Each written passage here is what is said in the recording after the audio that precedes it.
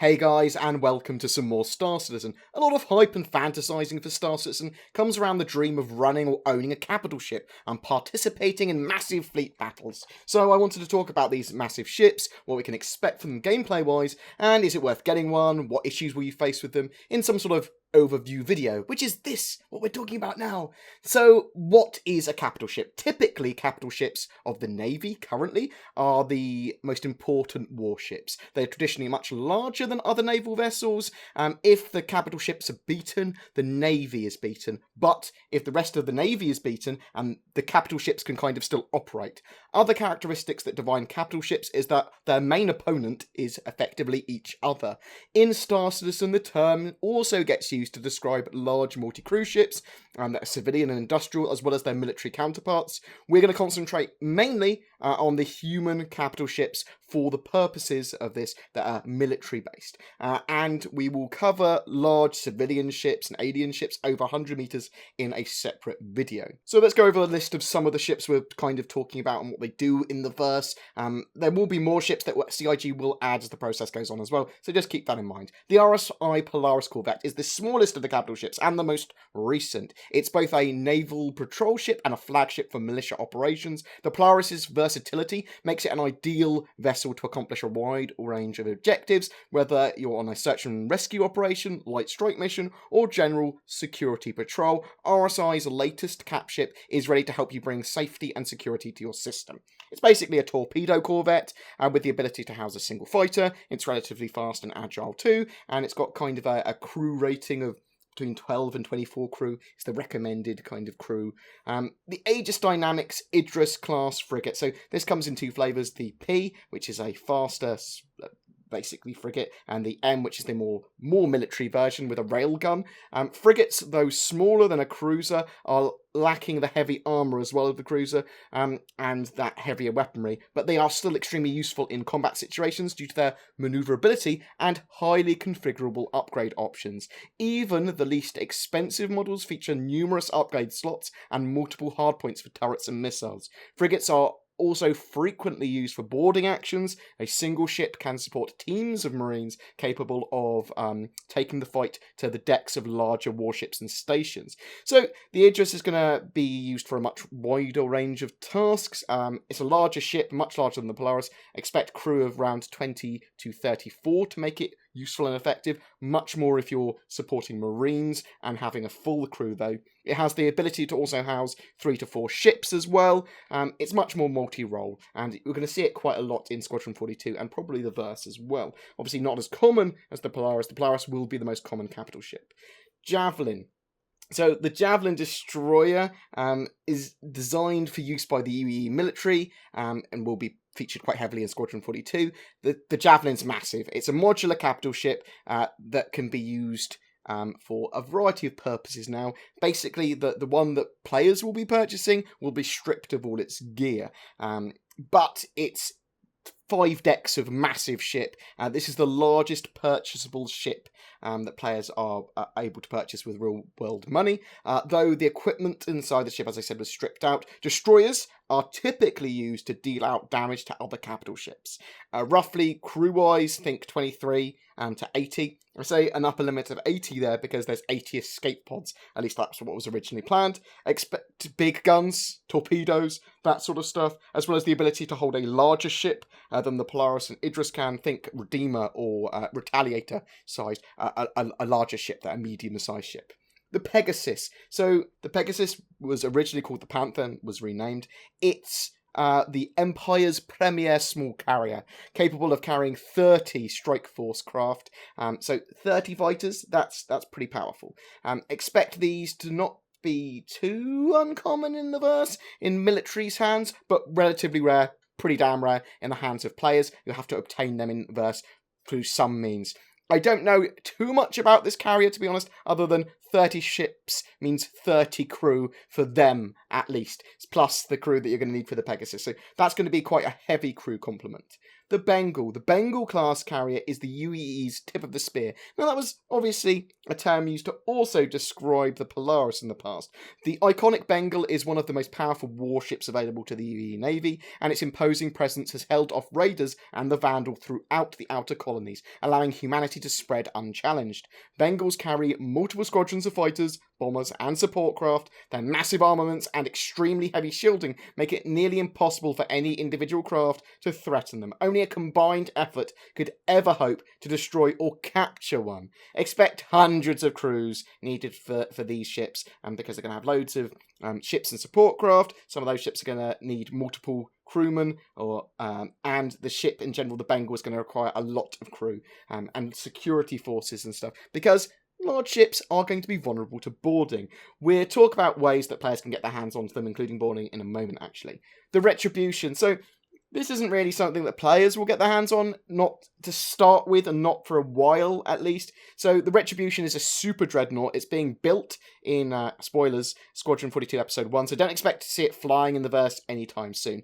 At least until Episode 2 is out at the earliest. The ship is ridiculously large. Also, a ship, as I said, that I'd expect almost impossible for players to own, at least for a good few years. Maybe in the future they'll start producing them in-game and they'll have more of them, or maybe they will somehow change hands. But even if it's possible to get them off the UEE Navy, even if there's only one flying around the verse and it's technically possible to capture it, I suspect it to be pretty damn hard. And it might even be destroyed by the time that we get our hands to it, or get to see it. It'd be like destroyed in Squadron 42 Episode 2 or something, for all we know. These capital military ships have various strengths and weaknesses. Lots of strengths. So one of the major strengths, obviously, is capital ship weapons. The biggest weapons and turrets in the game are going to be available for these capital ships.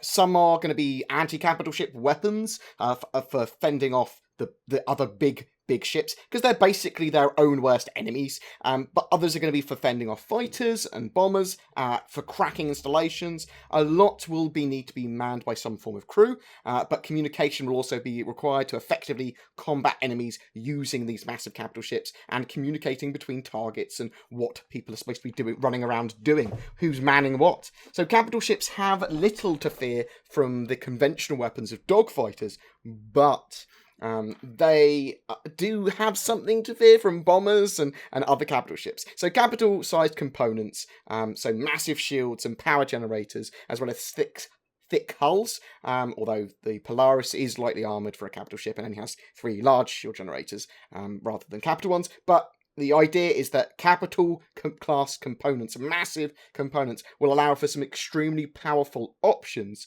allowing you to resist conventional fire, allowing you to ignore asteroids bumping into you, that sort of stuff, because you've got giant shields, powerful power plants. You don't have to worry about stuff like that.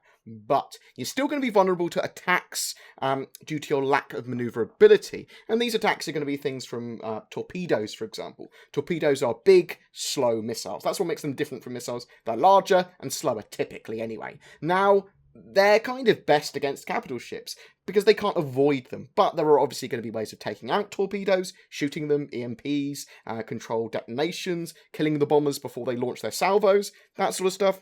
Again, missiles and rockets, they're going to be effective against capital ships too, but think about them taking out individual components really more than huge damage that the torpedoes will do. I'm sure that capital ships will fall eventually to enough missiles and rockets and that sort of stuff as well, but a lot more than torpedoes, say. Boarding action. So players want your capital ship. The idea of being able to board and capture one is in fact one of my greatest fantasies in Star Citizen. Vulnerable capital ships will exchange hands. The Prowler, for example, is a dedicated boarding ship, and there are others like the Retaliator with appropriate modules, the Hoplite Vanguard, the Redeemer, which again is a dedicated dropship. The Caterpillar could be a severe threat even if you only have a skeleton crew. That said, you're fighting your own turf if you get your ship boarded, so there are going to be various security systems, there are going to be ways that you can close off bulkheads and that sort of stuff, slow the enemy down, so just keep that in mind. But just having a skeleton crew is going to make your capital ship a juicy prize to another player or organisation. A massive perk of capital ships, though, is the facilities that they all have. They can have large facilities that can be very modular, or at least they can have quite a variety. Some examples of these facilities are obviously bridge. All ships need some form of bridge. There'll be crew and captain's quarters, mess halls and dining areas, so that NPCs or players can go and eat or chill out. Medical bays. I expect medical bays, if they're the correct size and quality, will be able to be used as spawn points for players in a similar fashion to that of the Endeavour Hope class hospital, but expect some more restrictions maybe, or not as good in some ways. There's going to be hangars for storing ships. Then there will be cargo bays for storing cargo, recreation rooms so people can chill out again, engineering, armories, brigs, torpedo bays, weapons bays, command and control or mapping rooms, warfare streets, workshops and repair rooms, gravity generators. Obviously, you need gravity generator on a large ship. If you turn those off, you're going to have no gravity on your Bengal. And escape pods. Lots of escape pods because you need to cover the crew's escape if the worst should happen. Now, we're talking about crew, NPC crew. You're going to be able to hire NPC crews for those large ships. So you're going to have to have a choice in the future whether you want a skeleton crew, literally the bare minimum amount of crew, for like one on each station, or a full crew. Probably something in between as well, I would expect. The idea here is if you want to hire that NPC crew, is that you could also mix real humans in to be officers or fill extremely vital roles. But again, you could also use skilled NPCs as officers too. It's been suggested that you'll be able to insure some NPCs to an extent because highly skilled NPCs are going to be a rare commodity. And they're going to be found in the verse, but not in the recruitment centres. They're going to be more like companions in Mass Effect games. You'll have to convince them to join you, or you'll have to go to extremely far lengths to find these guys. They might be in some sort of weird space pub somewhere that you have to convince to join you. The NPCs on your ship will be getting on with their lives, eating, cleaning, repairing, and running the ship when they're not in combat. But remember, hiring all those people could be expensive, and having just a skeleton crew could be dangerous if you get boarded. All the capital ships that we've mentioned have the ability to carry at least one ship. The Pegasus and Bengal, though, are massive ship carriers. Similar to aircraft carriers in the real world, carriers are going to require a lot of smaller ships that they carry to make them effective. That's their point. They need that fleet with them. The smaller ships are going to get the benefits of being able to travel a longer range because they don't require fuel while they're in their larger ship while it's holding them. They can also be repaired and surfaced in kind of relative safety there. Dedicated carriers obviously will have their own defences and weaponry too, but without those fighters, bombers and other ships, they're pretty ineffective. Their strength is in supporting their mobile fleet. And a mobile fleet on this scale is going to be super expensive, but very suitable as a base for a large organisation maybe, but none of the capital ships are really intended to be used at all without a support fleet. The Polaris is the closest. Polaris could probably be used by itself in the verse, but even the Idris requires those ships on board. It can carry 3 to 4 ships. It requires those ships to kind of protect it. Communication is a big factor here as well. You're going to have to micromanage various systems and orders, especially to NPCs, to use these in game effectively. So if you have NPCs, lots of orders are going to be necessary. If you're talking to players, you're going to need to be on comms, relaying information. Players or gunners at the back of the ship might not even know that you're in a fight without correct communication, and that level of micromanagement can be hard for some. Let's talk about obtaining and owning capital ships in game. So you could buy them with real money if you wanted. So only some of them are available for real money, obviously. Capital ships are occasionally purchasable during sales and special CIG events for real money. They're limited in number, though. So the Polaris is an exception to that rule. It's not limited by stock, but it is only still occasionally available for its $750 price tag, which is a lot of money. The other capital ships that are purchasable for real money are the Idris P frigate for $1,250 and the Javelin Destroyer for $2,500. Now, the Idris M has been available in the past, but that's no longer available, and they said they're not going to sell that again. For me, this is all far too much money, unless you have a huge disposable income and gaming is your only hobby, or you're buying as part of a group on org and you're only putting in a couple of dollars each. That's actually quite a sensible way of doing it. Now, in-game, so not with real money, you're going to be able to buy these off other players and possibly pay them to for them to be manufactured by their manufacturer. CIG have talked on a number of occasions how much they think ships might cost in game of this size, and there's going to be a huge disparity between normal size ships and giant capital ships, because they're going to be worth huge amounts of UEC, millions or hundreds of millions, in fact.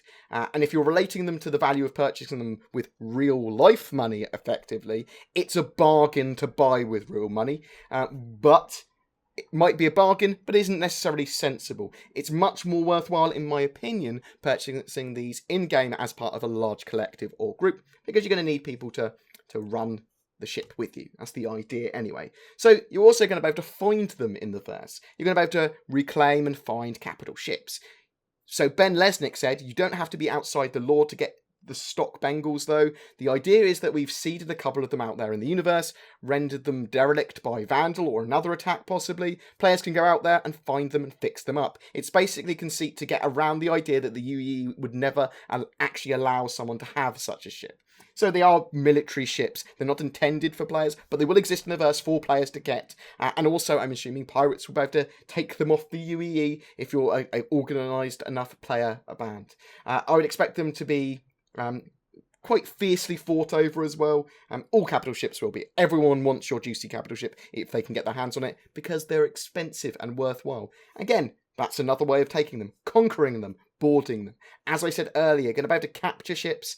You're going to be able to... it's going to be risky for everyone involved, though obviously you don't want to die on another player's ship. There are going to be lots and lots of PvP going over capital ships. If one's vulnerable, or an org or player gets wind that one's vulnerable, they're going to try and take that ship, even if it's just for scrap. Costs to run. So, repair costs are going to be pretty expensive. There's only so much work you can do by patching the hull by hand. You're going to, even with the Crucible actually, you're going to still have to eventually go to dry dock or go to a large repair station to get decent repairs on your ship. Ammunition, torpedoes, missiles and ammo are expensive, especially in large quantities which you'll need for your ship. Each battle could even be pretty costly. Crew require paying and maybe other maintenance. Fuel, you're going to need vast amounts of quantum fuel for these ships. Supplies, food, water, oxygen, other basic supplies. That might be taken into consideration automatically when you hire crew and that sort of stuff. You might have to purchase them separately. We're not entirely sure of those mechanics yet. So some of these costs could be mitigated by gathering the fuel resource in a Starfarer, for example, or getting a Crucible to handle more of your repairs.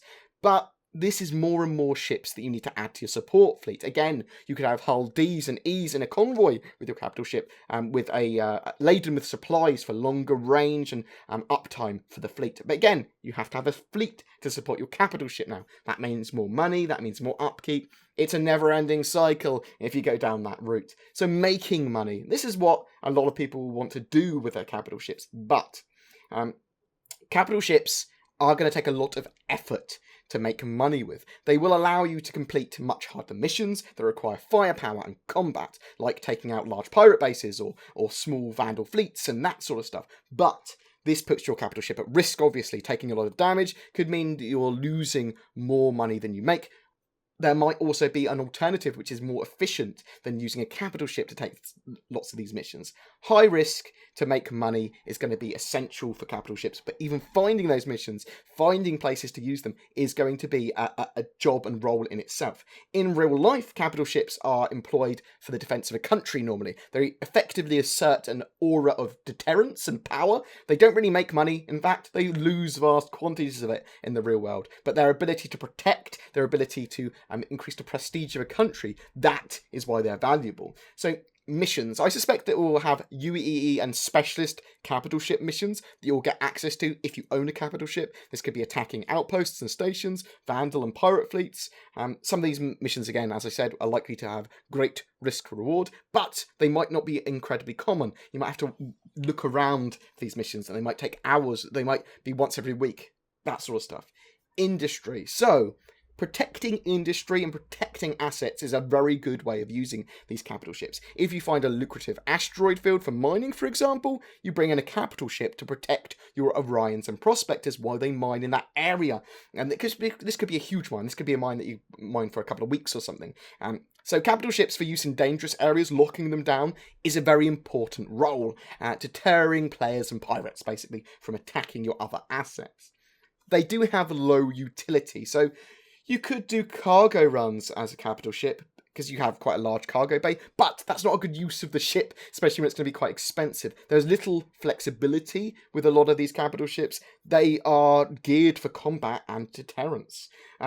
But that said, I suspect the optimum way to generate UEC is a mixture of all of this, combining as many jobs and roles as possible, as efficiently as possible. You might as well carry and sell cargo where you can, as long as it's on the way to your other missions. When you're killing pirate bases, spend a little time looting afterwards. Fill your cargo bay with all their loot, that sort of stuff. So going the extra mile is kind of essential for these. They just require so much planning. So suitability, the suitability for these ships isn't really for a single player. It's for orgs and large groups of gamers. Not really suitable for a single player, even with that NPC crew. Now, the Polaris does come close to probably being suitable for a single person, and if you're going to go down the route of, I want to own a capital ship by myself, Polaris is probably the best choice for you. But I'm sure some players, crazy players, will run a Bengal with an NPC crew somehow. Basically, it's going to require group effort to crew, maintain, and make use of a capital ship effectively. And I think gameplay is going to be amazing for these ships, assuming that you want to do combat-based missions and that sort of stuff, and participate in those giant fleet battles. It is possible to fly these ships with one player and an NPC crew, yes, but it's not recommended. It is possible to make money with them, yes, but you're going to have a plan and support, really, of a larger group. These ships are very much recommended for a large org, as I said. When you can afford them with in-game monies, you're probably able to maintain them, understand much more about the game, and afford any running costs, as well as make use of them really well. So really, you need a fleet to back up and support a capital ship. They're going to require a lot of organisation, communication, and planned action to make them worthwhile and effective. But if you like the idea of effectively living in a mobile raid, then you're going to love that. It's going to be planning, participation in large group combat. Capital ships and fleet combat, that's for you if you want to do that. It's a very specific thing in the verse. It's a very big thing. We're likely to see other capital ships in game that we haven't seen yet. And when are we actually likely to see capital ships in general? So we already have some large civilian ships starting to appear, like the Starfarer, but with Squadron 42 pegged for 2017, we're going to see the Idris and the Javelin probably get added soon after that. My hype gut, which is some organ I've developed from doing YouTube and Star Citizen, tells me that it's around mid-2017 is probably the earliest we'll start to see the Idris actually in game that we can get our hands on. But realistically, it's whenever they can get the network code to support 2 capital ships on a server fighting with escorts. And you don't need one of these at all to get on that gameplay. They're going to need crews. Just join an org with one to get involved. That's my suggestion anyway. Like it or not, they're going to be a big part of the verse. There are also alien capital ships too, and they're going to get more and more capital ships added to the game over time as well, like cruisers, think stuff like that. We shall talk about huge civilian and industry ships in another video, as well as the various alien capital ships. I can't talk now. Anyway, guys, what do you think of capital ships? Do they excite you as they excite me?